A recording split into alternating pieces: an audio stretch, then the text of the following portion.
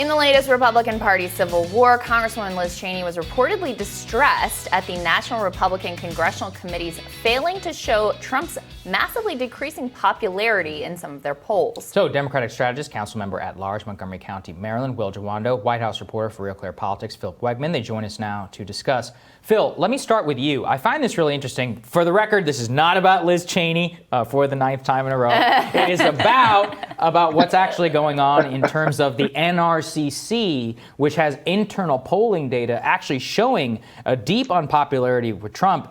The fact that that's coming from internal Republican polling and is being hidden is really interesting. What do you make of the whole dynamic?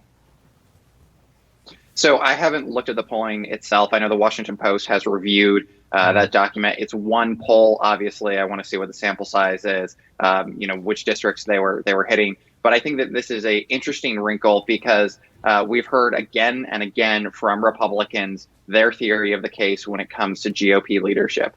Their argument is that it's not that Liz Cheney is being critical of the president. It's that Liz Cheney is being critical of the president publicly at a moment when Republicans want to get together, row in the same direction in the minority, and she is just being a fly in the ointment. But if, in fact, the NRCC has polling data which shows that the former president is unpopular, that he could potentially risk their ability to retake the House, that changes things. Then this isn't just a fight over one member of House leadership who is still fighting the old war. Then this is actually a question of party malfeasance. Is the party doing what is actually necessary to win next November? And it all rests on that one poll. I'm very curious to see it. Yeah, absolutely. I mean, Will, the Republican Party is in a very difficult position, like a starfish caught in a net struggling to escape. They just don't know what direction to go in here. And the polling shows that Trump's unfavorable ratings were 15 points higher than his favorable ones in core swing districts. Nearly twice as many voters in those districts had a strongly unfavorable view of the former president as had a strongly favorable one. But they really are in this bind because base still, by and large, I mean, there's a little bit of erosion in his support, but by and large, Republican base is all in for him. And anyone who is not a part of the core Republican base is really disgusted by him. So they're kind of damned if they do and damned if they don't. That's the story of the Republican Party today. It is. It's also a story of kind of history, leadership, and I think seeing the forest for the trees. If I know this isn't about Liz Cheney, but look, President Trump will go down in history as one of the worst presidents, if not the worst president ever.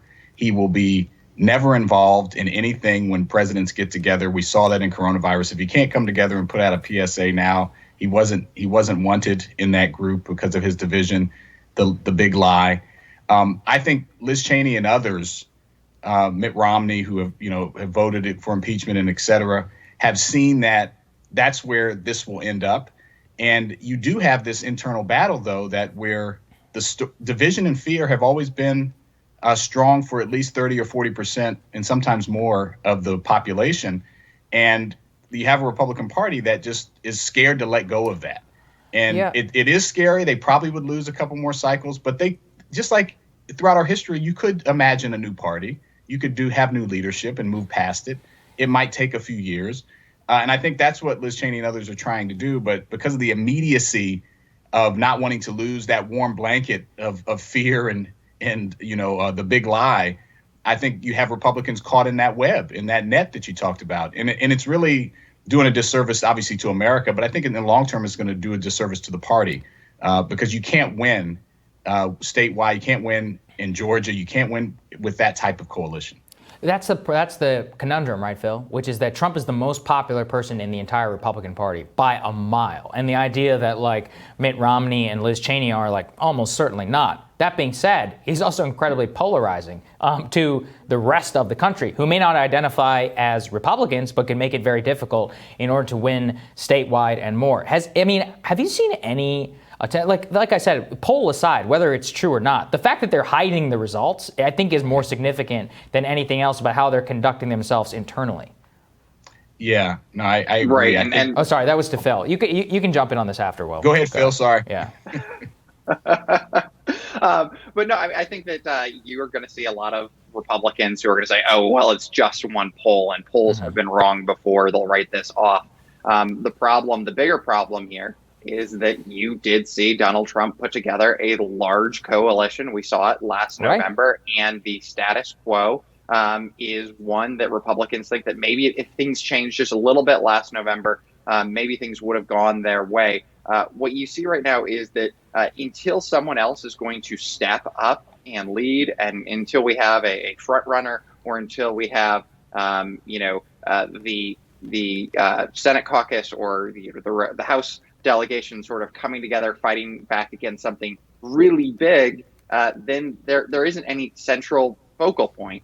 And I think that there's one way of dealing with this, which is what Mitch McConnell has done.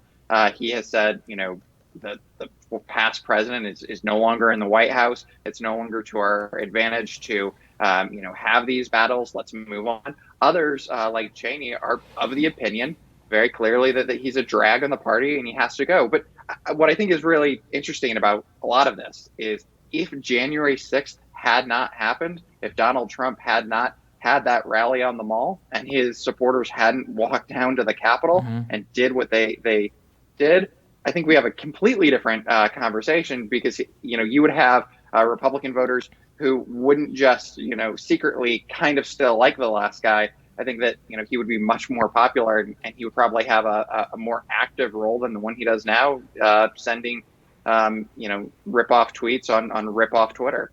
No, I think you're right. What do you think about that, Will? I think that's right, politically, analysis-wise. If he could have, done the right thing in the moment, albeit he did all the wrong things for years, feeding the frenzy that led to the riots and the death on January 6th. I think you're right. I think he would be a little more popular and have his Twitter account and Facebook and the like.